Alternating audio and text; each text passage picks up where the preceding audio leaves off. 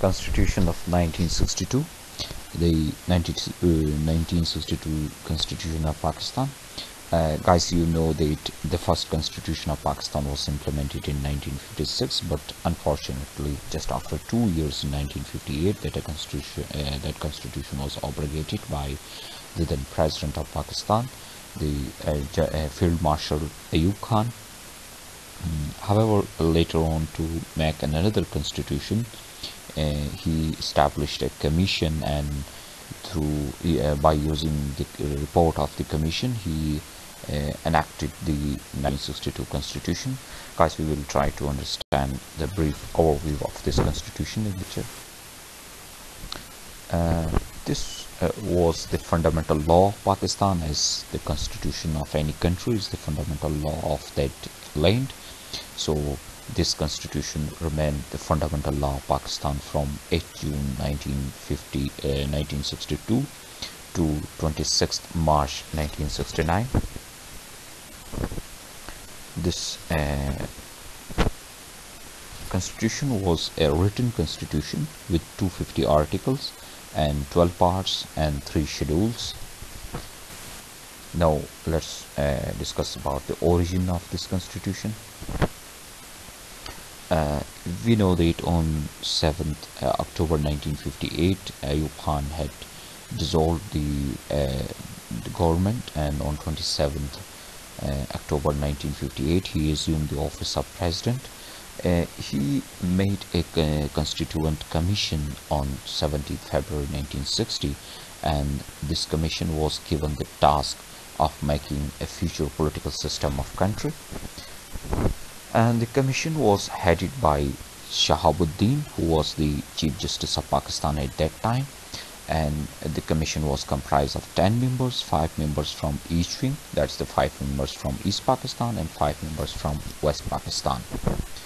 The Constituent Commission submitted its report on 6th May 1961. However, some historians dissent to this date, and they say that they had submitted report on 29th April 1969. After the submission of report, the President and his cabinet made a thorough examination of this commission, and after this thorough examination, they made a lot of amendments. The General Azam Khan, who was the member of cabinet, Ayub's cabinet, made number of amendments and empowered President. And President Ayub Khan promulgated that constitution on 1st March 1962, and finally this constitution came into effect on 8th June 1962. With the enforcement of this constitution, after 44 months, martial law came to an end.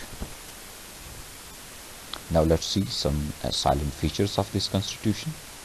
First, it was a written constitution with 250 articles, 12 parts and 3 schedules.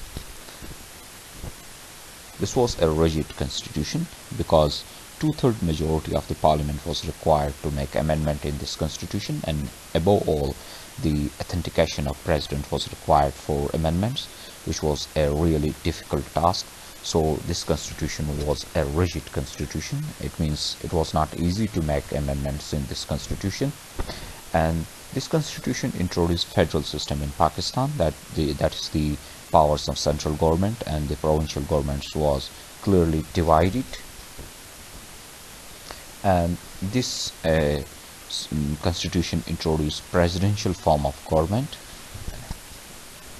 and unicameral legislature was introduced, that was the National Assembly. It was comprised of 300 members, 150 members from East Pakistan and 150 members from West Pakistan.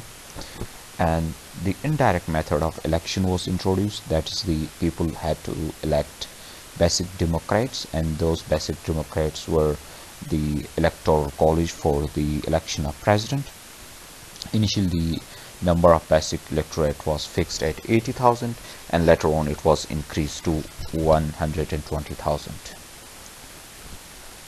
And 2 provincial governments were set up under this constitution, which were headed by governor, and the governor of the province was directly answerable to president.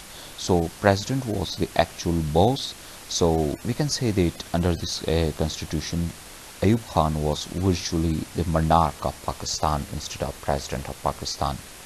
And guys, if you want to learn about more about this lecture, you can visit our channel. You can subscribe to our channel. The Urdu version of this lecture is also available on our lecture.